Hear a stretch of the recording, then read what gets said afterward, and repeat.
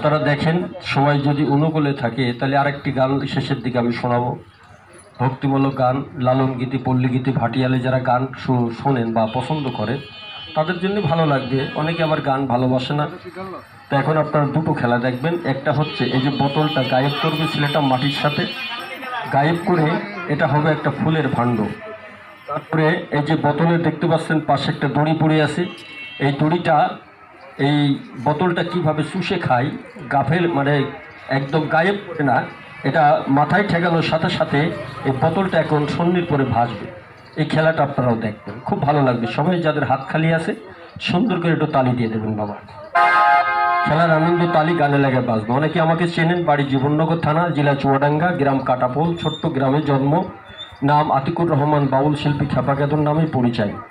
দীর্ঘ আপনাদের এই এলাকায় আমি আসি অনেক দিন, ছোটোবেলার থেকে আসা যাওয়া করি বাজার। তো মাঝে মাঝে অনেকে ফোন টোন দেয় যে ভাই একটু ঘন ঘন আসতে পারেন না, তো ঘন ঘন আসা সম্ভব হয় না বাজার।